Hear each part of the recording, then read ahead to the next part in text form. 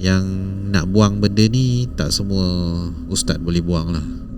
Dia kena ada ustaz yang tertentu yang boleh buang, yang kenal jin tu. Kedai saya ni rupanya kena sihir adalah secara online.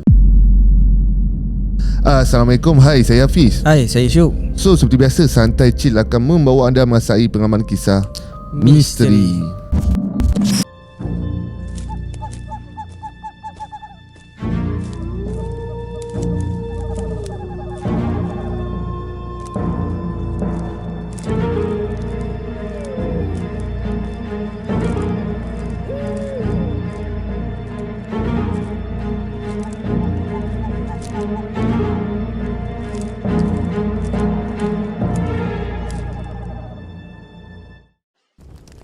Bismillahirrahmanirrahim. Wa qur rabbi a'udzu bika min hamazatis syayatin wa a'udzu bika rabbi an yahdurun. Dan katakanlah, wahai Tuhanku, aku berlindung kepadamu dari hasutan syaitan-syaitan, dan aku berlindung kepadamu, wahai Tuhanku, supaya syaitan-syaitan itu tidak menghampiri.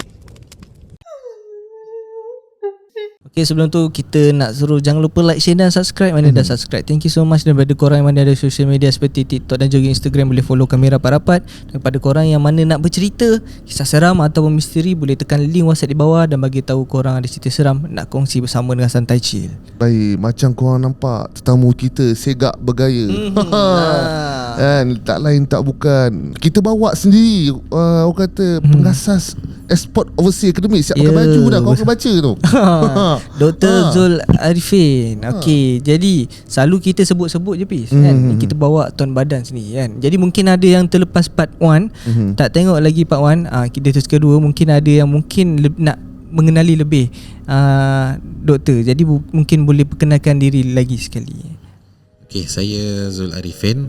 Saya adalah pensyarah sebenarnya, pensyarah di UTHM.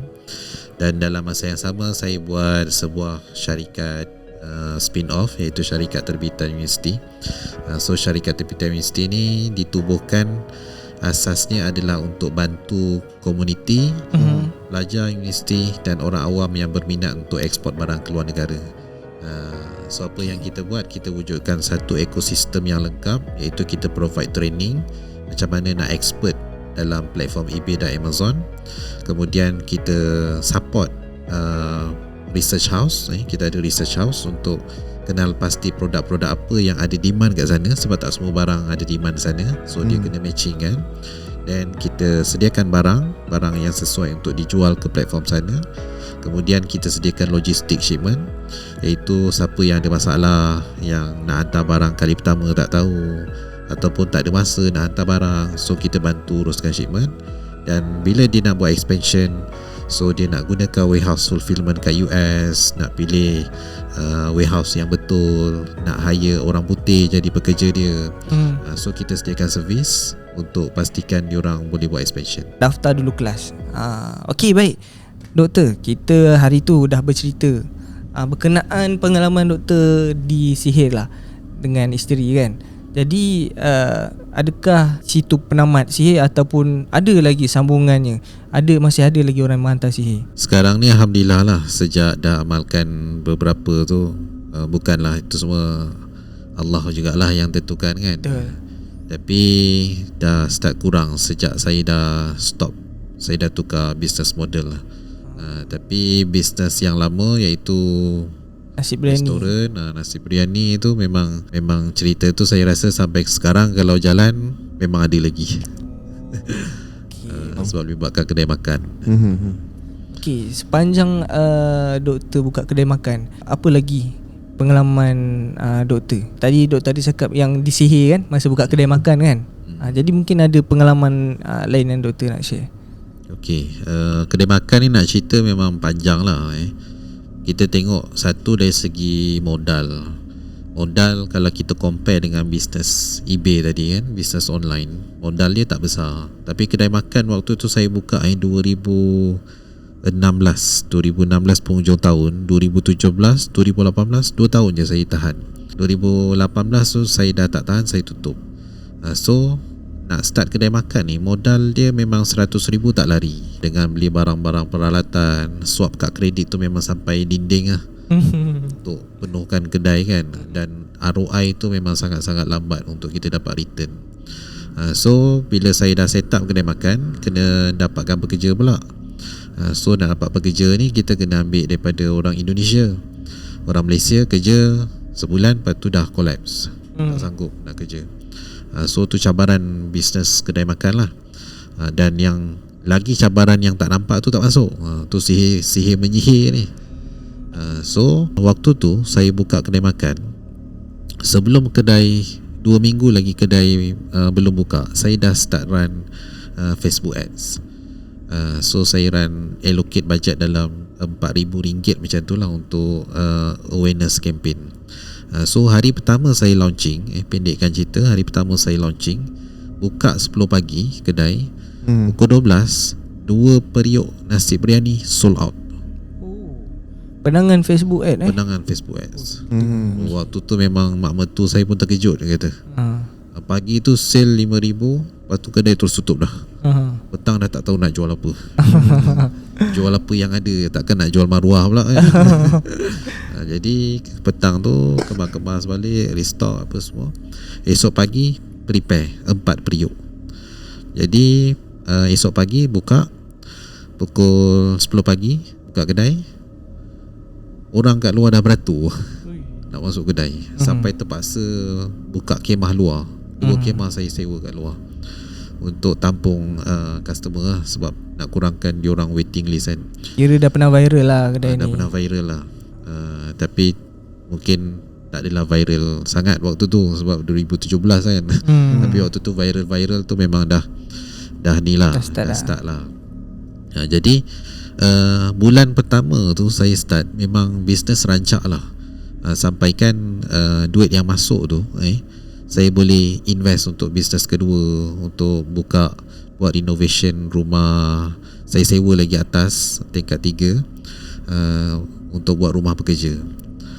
Jadi kita fikir buat bisnes kan, sale bulan tu cantik, bulan kedua tu insyaAllah lah akan kekal cantik kan. Rupa-rupanya tak begitu. Nampak macam indah tapi sebenarnya tak macam tu. Sebab apa? Sebab niaga kedai makan ni dia ada satu apa orang kata, satu penjaga lah, yang setiap kedai tu dia ada pelaris dia. Saya tak kata semua lah, tapi kebanyakannya lah. Kalau kawasan area-area Batu Pahat ni, kebanyakannya memang orang Jawa. Melaka dia orang Jawa, Melaka tak ramai kan. So kawasan Batu Pahat ni yang Jawa lama lah, dia ada banyak amalan-amalan yang dia bawa daripada Indonesia ke sini. So tak semua kedai, tapi kebetulan kawasan saya tu memang kebanyakannya boleh dikatakan ada. So waktu tu saya pun memang tak percayalah benda tu ada, sebab benda tu tak nampak. Tapi bila banyak kali berlaku kat kedai saya, jadi saya percayalah benda tu, terpaksa percaya. Kenapa? Pertama, bila bulan kedua saya setting ads dengan bajet yang sama, conversion tinggi, tapi orang datang kedai, orang lalu je. Orang datang, kereta parking kita nampak dari dalam, dia dah parking nak masuk kan, sampai kedai dia patah balik. Jadi kita kat dalam ni confused, kenapa orang tak masuk kedai aku sampai nasi biryani saya sejuk. Itu pertama. Yang kedua, bila masak nasi kita masak, kita tahulah hari-hari masak nasi kan, Cai masak nasi tak masak-masak. Masak nasi tak masak-masak. Jadi macam pelik lah kan. Sampai gas dah tukar 2 tong gas, nasi tak masak-masak. Jadi itu dah timbul syak wasangka lagi, ada something wrong. Yang ketiga lagi saya kuat percaya bila kawan saya datang. Kawan saya daripada dia mengajar, waktu tu sama-sama belajar lah dekat UTM. Dia dah jadi lecturer dekat USIM. So dia kata, Zul, aku nak ke JB ni, kau dah buka kedai restoran ni, aku nak singgah kedai kau lah. Boleh datang lah. Aku bawa student aku sekali tau, nak belanja makan diorang. Okay, boleh datang.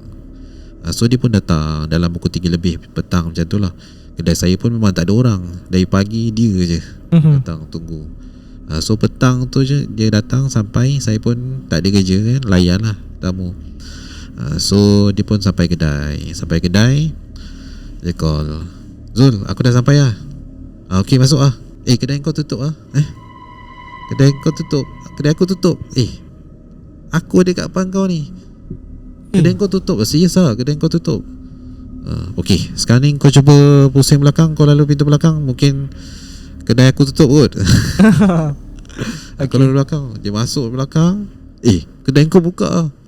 Waktu tu saya dah rasa ni something wrong lah ni kan. Jadi saya pun tak cerita lah kat dia. Takut Kang dia balik pula kan. Faham. Ya, at least dia order dah kan. Dia order makan kan, member kan, datang jauh-jauh kan. Jadi dia pun masuk, dia makan, dah makan semua. Dan dia balik. Balik tu saya terus tutup kedai, bagi tahu mak mertua saya, kata ada something benda ni, kita kena bawa satu. Sejak tu saya cari tempat berubat lah. So part pertama tu isteri saya memang dah kena. Jadi saya pakai orang yang sama lah untuk cari berubat. So ada banyak tempat saya pergilah. Saya pergi dekat Kedah, saya pergi dekat Terengganu, saya pergi dekat Johor, saya pergi dekat mana lagi, Pahang. So ada banyak tempat yang saya pergi. Tapi yang menjadi itu adalah tempat dekat Johor tu juga. Bila pergi banyak tempat ni, dia kata yang nak buang benda ni tak semua ustaz boleh buang lah. Dia kena ada ustaz yang tertentu yang boleh buang, yang kenal jin tu. So kedai saya ni rupanya kena sihir adalah secara online. Online Secara online. Saya pun ni ustaz tu bagi tahu. Ustaz tu bagi tahu. Okey. Ustaz tu kata waktu tu datang berubat, berubat 2 in 1 lah. Ubatkan untuk abang ipar, tapi abang ipar scan tak sakit, jatuh pula kena wife saya sakit. Wife saya sakit, detect pula kedai pun ada masalah. Jadi settle buat wife. Jadi wife pun dah settle, alhamdulillah. Yang kedai ni rupanya ada benda yang orang hantar menggunakan postman. Postman yang hantar daripada Thailand. Rupanya apa dia buat, dia masukkan tanah kubur, masukkan dalam sampul surat. Lepas tu sampul surat tu dia postkan ke alamat kedai saya. Jadi bila panggil macam-macam ustaz, panggil Darul Syifa datang, scan kedai, pagar kan, buat bacaan Quran, buat ruqyah, semua tak jalan. Dia menjadi tu sekejap-sekejap je lah, tak boleh lama. Sampailah jumpa seorang ustaz ni, dia pesan kata, cuba kau pergi balik kedai kau cari ada tak sesuatu yang benda-benda pelik, kata. Jadi kita orang pun balik kedai, lidah lah semua tempat kan, tengok kat pasu bunga, tengok kat sini, tengok kat situ, tak ada. Sampailah nampak ada lah selonggok surat-surat lama. Kita pun tak expect lah, pos hantar surat kan, pejabat pos hantar, postman hantar, ingat kan, ni mungkin surat-surat lama tak buka. Tapi hati tu terdetik. Dah habis tengok tak ada. Jadi nak tengok lah, check lah ni surat apa. So buka satu surat, buka, tengok dalam tu tak ada apa-apa surat. Rupanya cuma ada abuk-abuk, macam tanah sepihan lah. Dan benda tu saya bawa, nampak pelik, saya bawa pergi jumpa ustaz tu. Saya kata, inilah punca kau punya kedai kena tutup. Rupanya benda tu datang daripada Thailand. Dia ambil gambar kedai. Ni sikit tips lah, niaga kedai, niaga kedai makan, kalau boleh jangan upload gambar kita penuh. Macam podcast ni buat separuh, okey lah, selamat, tak kena sihir. Okay. Dia tak boleh gambar penuh. So gambar penuh dia memang mudah untuk orang hantar. So sampai ustaz tu, jadi dia pun bagi ayat, lepas tu barulah menjadi benda tu. So lepas dah buang tu, kedai saya dah mula start ada orang balik. Jadi rupanya selama ni cari macam-macam punca, kedai tak boleh jalan, dia sihir cuma hantar pakai surat aja. Ya. Tanpa perlu pun datang hantar tanah kubur apa semua tak payah. Online ni macam mana dia Online buat saja. Menggunakan Pos, surat.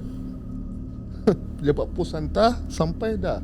Sihir dia sampai. Main blown juga aku dengar. Tak ada kertas mentera-mentera yang jumpa. tak Tak ada Cuma tanah kubur je. Tanah kubur yang penting syarat dia tu mesti kena letak dekat pintu lah. Selekatkan pintu, jadi pintu tu akan terus tertutup. Tak akan nampak.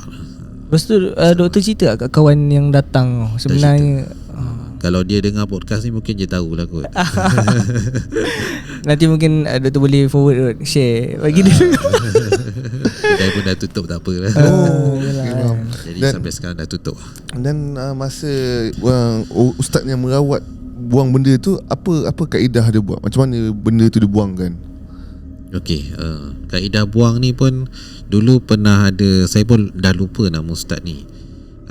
Tapi ustaz ni dia pernah kontroversi lah. Dan waktu rawat tu saya pun tak boleh tahan, saya ketawakan ustaz tu.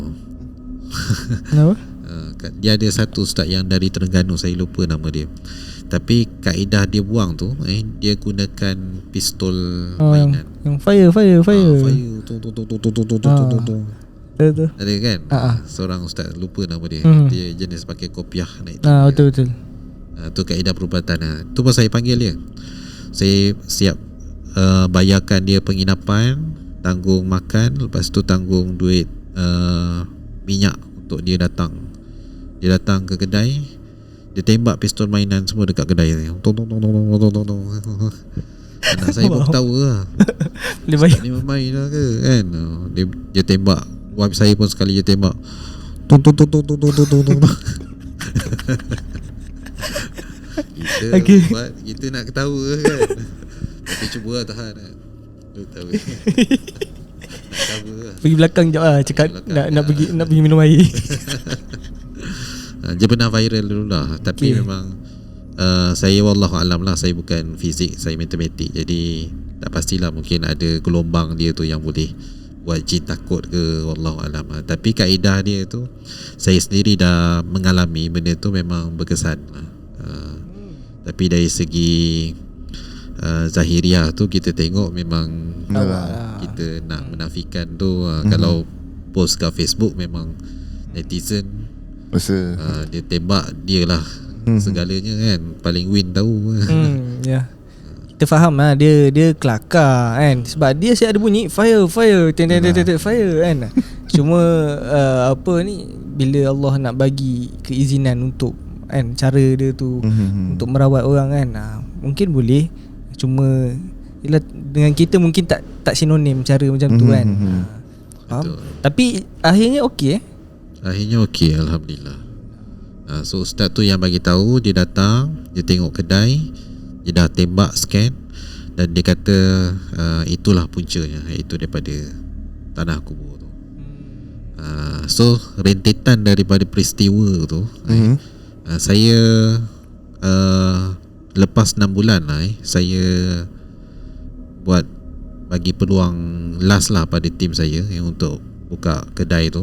Dan saya run paling lama bertahan 6 bulan je. Sebab lepas dah clear benda tu, ada lagi sihir lain yang pula yang hantar. Sebab sihir ni, bila sihir kedai, dia ada banyak. Dia ada yang sihir untuk tutup kedai daripada orang tak nampak.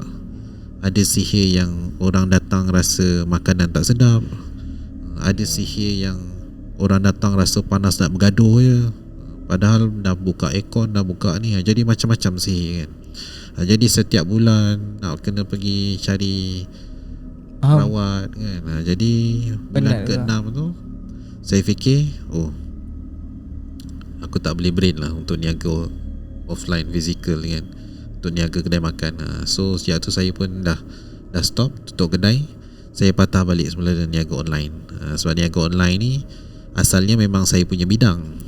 Office saya buka kat atas, dan bawah ni sewa memang mahal sikit lah. Jadi kita dah invest atas tu, ingat ada duit lebih, buka kedai, bolehlah dapat income harian kan. Rupanya tak seindah kabar lah daripada rupa tu. Jadi saya tutup, saya pun niaga online balik. So bila saya niaga online ni, saya nampak yang sihir ni ada demand, maknanya ada orang yang mengamalkan benda tu walaupun dalam Islam pun dah dikata haram kan. Sebab kau bersekufu dengan setan, dengan jin. So memang teruk lah kan. So memang tak boleh. Jadi saya study data. Tengok ada tak sihir ni secara online. So saya kodek rupanya dekat eBay ni ada orang niaga jual minyak dagu, penangkal. Tu dia salah, minyak dagu. Dia ada nama dia. So tapi bukan seller Malaysia, seller daripada Thailand. Rupanya Thailand ni diorang memang siam lah kawasan-kawasan sana memang diorang sangat kuat. Dan diorang jual pun dah bukan jual macam bomoh kan. Dulu kan bomoh kita nak cari kena tanya kawan-kawan, tanya dia punya geng-geng dia baru kita dapat kan. Tapi sekarang ni diorang dah buka online. Dia dah pasarkan produk-produk dia yang untuk pelaris, untuk bagi badan kebal, untuk penangkal, minyak dagu. Dia ada nama dia. Saya pun dah lupa lah sebab kita tengok pun kita takut tengok benda-benda tu kan. Tapi terjual beribu unit. Dan yang beli bukan orang Malaysia, orang putih pun percaya benda-benda karut-marut ni. Aduh, habis lah Mak Saleh kena. Mak Saleh pun dah start main benda-benda. Aduh. Jadi bila saya tengok benda tu, kata maknanya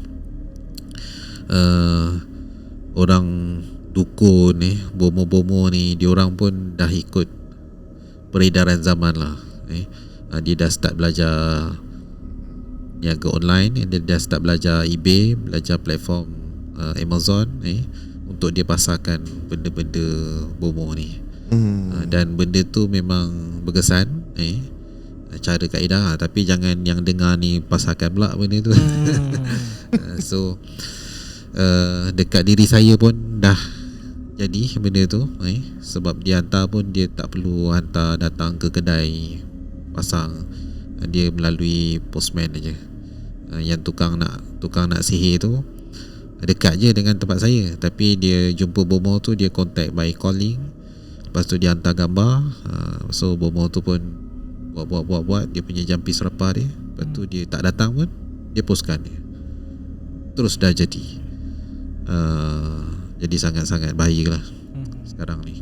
Jangan nanti korang yang tengah tengok ni, kau buka online punya website kan, kau cari ada lah nak try lah beli 1-2. Aduh ni bukan kita nak bagi tahu supaya korang ni sedar dia jual-jual mudah untuk kau nak sihir orang pula.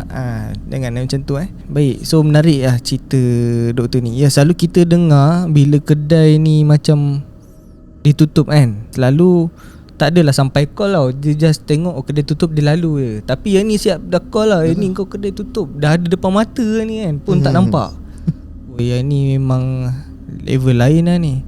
Tapi memang mungkin nak tuduh orang pun tak boleh juga kan. Okey, selain pada cerita sihir, doktor ada cerita seram lain tak? Itu je lah, cuma saya nak share lah sikit tips lah. Okey. Tips bila kita, siapalah yang kat luar yang niaga kedai makan kan, ada beberapa lah untuk cara yang kita nak elakkan daripada kedai kita kena. So pertama adalah kita sendirilah. Kita sendiri kena pastikan memang kawasan kedai kita tu memang bersih. Dan kita buka muzik pun kalau boleh jangan buka muzik yang kan, buka lagu-lagu. Kalau boleh sepanjang masa buka ayat Quran pertama. So dia sedikit sebanyak memang membantu. Itu pertama. Kedua, bila nak tutup kedai sebab kenapa kita kena buat benda tu kalau tak buat, dia sihir ni dia bukan orang hantar. Kadang-kadang daripada jin yang liar sendiri pun dia duk bertinggik kat situ. Sebab bila contoh bila malam kan, biasa peniaga-peniaga dia orang suka macam kumpul tau. Dah penat malam niaga kan, so pinggan mangkuk apa semua, sampah semua tak buang. Jadi dia longgok je dekat sinki penuh. Kat rumah pun sama. Tapi biasa banyak dekat restoran lah. Jadi dia longgok, bila longgok tu malam tu memang akan ada jin makhluk-makhluk tu tumpang duduk makan. So kena pastikan bila dah selesai semua kerja malam tu, mesti pastikan dapur clean, everything semua mesti bersih, tak ada apa saki-paki, sampah-sampah semua mesti kena buang. Lepas tu ketiga, barang sampah tu nak buang jangan buang waktu maghrib.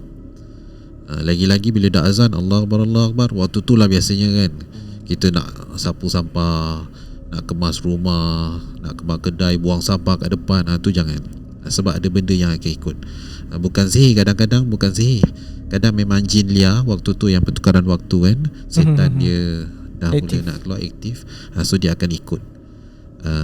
Yang keempat, bila kita masak kena pastikan kepala kita tutup. Kalau pejabat kesihatan dia orang datang kan, so pun memang dia suruh tutup. Tapi dalam Islam nak elakkan daripada terkena sihir tu, so memang kepala pun kita memang kena tutup lah. Dan amalan dalam badan pun kita kena adalah amalan antaranya bila kita masuk kedai makan kita baca Bismillah 5 tu, Bismillahirrahmanirrahim, Bismillahirrahmanirrahim, sampai Bismillahirrahmanirrahim sampai habis tu. So bila kita amalkan benda tu, insyaAllah lah benda-benda yang jin liar ke, jin yang santau orang hantar ke, so kita dapat kurangkan lah. Sebab ayah saya ustaz, bukan ustaz ni lah, dia mengajar agama lah. Mak saya pun mengajar agama. Ayah saya pun pernah kena lah. Bukan orang hantar, tapi kena waktu maghrib dia rumah bersepah, dia buang sampah kat luar. So bila dia buang sampah waktu maghrib tu, dia balik malam tu, dia terus tak boleh bangun sampai esok pagi. Jadi bila subuh tu kita kejut, biasanya dia yang bangun dulu, dia dah pergi surau, dengar azan, dah dengar suara dia jadi imam. Tapi pagi tu dia langsung tak bangun, sampai ke tengah hari tak bangun. Sampailah call kawan dia datang ubatkan, rupanya dia terkena jin, anak jin. Anak jin bila dia baling sampah kat belakang rumah tu, rumah mak ayah saya dekat kampung. Jadi bila nak buang sampah tu, dia buang belakang rumah lah untuk bakar kan. So bila dia lontar tu terkena anak jin, kepala anak jin. Jadi jin tu marah, so jin tu masuk senggat dekat kepala, dekat badan ni, dekat lutut. So bila tarik tu, kebetulan kawan ayah saya pun memang ustaz, so dia memang pandailah buang benda-benda tu. Tarik, so alhamdulillah baru boleh baik semula. Jadi memang sebenarnya kita walaupun zaman dah moden kan, dah 2024, dunia tanpa sempadan, sebenarnya benda-benda sihir ni memang ada. So memang kena jagalah, kalau tak memang kita akan kena lah. Nah, macam doktor cakap pun kan, sekarang zaman moden, tapi sihir tu sebenarnya akhir zaman tu, sihir tu akan berkembang dengan pesatnya. Sebab dia akhir zaman kan, walaupun zaman kita dah maju. Jadinya macam korang semua kan terfikir nak berniaga, risau ni, takut kena sihir ni. Dengan cerita Dr. Zul ni, risau kena sihir ni. Apa lagi kelas overseas export overseas academic ada. Kalau macam saya ni ingin nak buka eBay ni kan, agak-agak doktor pandang saya ni, apa bidang saya boleh buka ni doktor? Okey. eBay ni sebenarnya dia adalah platform saja. Kan, dia platform untuk kita berdagang je. So kelas saya akan cover, saya assume siapa yang nak datang belajar tu memang zero. So memang saya assume dia tak ada produk, dia tak pernah berniaga, dan dia tak tahu macam mana nak start. Kaedah dia bila nak berniaga ni, niaga online lah. Sebab niaga online ni benda yang modal paling rendah lah, orang pun tahu kan. Modal ni tak besar. Pertama adalah kita kena tahu platform apa yang kita nak masuk. So kita dah tahu dah, satu dunia ni the largest marketplace adalah Amazon. The second largest adalah eBay. Jadi chances nak berjaya tu sebenarnya kita kena terus belajar jadi seller dekat Amazon, belajar jadi seller dekat eBay. Maknanya pertama kita ada platform apa kita nak masuk, kedua kena ada skill knowledge macam mana nak analyse data, ketiga kita mesti tahu macam mana nak optimize barang dekat eBay tu. Maknanya barang ni kita dah dapat, oh barang ni ada kriteria ni, masuk dekat eBay ataupun Amazon, kena tahu macam mana nak dudukkan produk kita ni dekat first search engine. Yang keempat, mesti kena tahu kurir apa nak pakai, sebab kita cross border. So kita tak boleh pakai Pos Malaysia, tak boleh pakai JNT, tak boleh pakai Ninja Van. Tak Ninja lah kalau nak post keluar negara ni. So mesti kena ada kurir tertentu untuk kita hantar keluar negara untuk cover cost. Dan last sekali, macam mana nak pakai warehouse untuk kita berkembang. So 5 benda ni orang baru kali pertama dia dengar mungkin dia agak pelik dan dia agak pening lah dengan term-term bisnes tu. Tapi bila lama kelamaan dia dah hari-hari ngadap kan, 2 jam tadi je belajar, setiap hari konsisten, lama-lama dia akan mahir. Dan insyaAllah walaupun dia zero, dia tetap boleh buat. So dengan ni je cara nak tingkatkan pendapatan tu 4.7 kali ganda lebih pantas. Duduk Malaysia tak apa, janji gaji USD. Baik. Tak nak kau kena belajar, join kelas ni. Tahu tu tadi bau sikit tu. Kalau nak tahu lebih kau kena belajar kat mana dengan Dr. Zul Arifin lah. Link ada kat bawah. Kalau kau asyik bagi alasan je tak start, macam mana ni kan.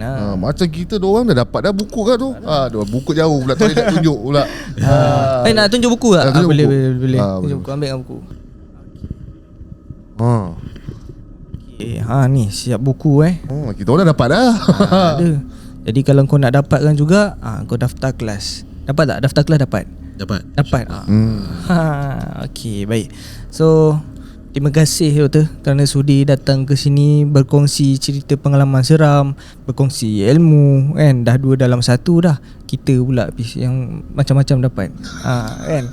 Okey, jadi mungkin last lah, Doktor ada nasihat untuk orang muda tu, utamanya yang kat luar sana, dia mungkin sedang berusaha untuk menjana hidup diri lah. Dia cari pendapatan kat luar sana. Apa nasihat untuk diorang ni? Okay, nasihat saya lah pada anak muda yang baru nak mulakan kehidupan, yang baru nak cari-cari jalan nak berniaga ataupun nak cari pekerjaan. So zaman sekarang memang zaman sangat-sangat sengit lah. Nak cari pekerjaan pun gaji pun tak setimpal. So cara paling cepat adalah memang tak ada lain, berniaga je. So bila nak berniaga ni, dia ada banyak cabang. So nak niaga fizikal, niaga online pun ada banyak cabang. So pilih satu business yang memang success rate tinggi.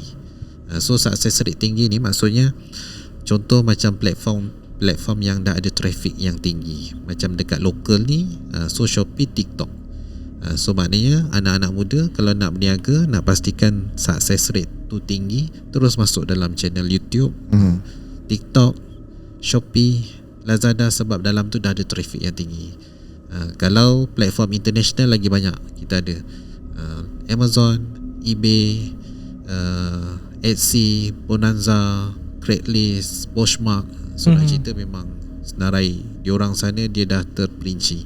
Jadi kalau nak belajar, kena pastikan pilih platform mana yang nak masuk. Jangan tamak, decide satu persatu. Katakan nak masuk eBay, buat eBay sampai jadi, sampai berjaya buat duit, dan baru kembangkan kepada bisnes lain. Okay, baik. Dia nak tak nak apa pun kita buat kena belajar. Belajar. Kalau tak ada ilmu, kau main redah. First tu mungkin ada orang yang mula-mula invest terus berjaya. Yalah, mungkin dia influencer, ada nama ke kan. Tapi kalau nak konsisten tu, nak kena ada ilmu juga kan. Macam mana kita nak buat. Okay, baik. Macam aku pula dah berjaya konon lah buat bisnes kan. Tak ada lah. Tapi kita ada awareness lah untuk belajar lah. Macam yang komen korang, kita bab-bab jangan memadai, kena berguru. Dan komen pun macam kenapa kena berguru dengan setan. So nak berjaya dalam bisnes, kena berguru. Dr. Zul Arifin ada dekat korang, akan membantu korang A to Z. Okay, terima kasih lagi sekali Doktor. Nanti kalau ada cerita lagi nak kongsi, sudi-sudi lah datang ke sini. Dan terima kasih juga pada korang yang sudi mendengar dari awal sampai habis. Jadi seperti biasa, jangan lupa like, share dan subscribe. Mana dah subscribe, thank you so much. Jumpa di next video. Assalamualaikum. Bye-bye.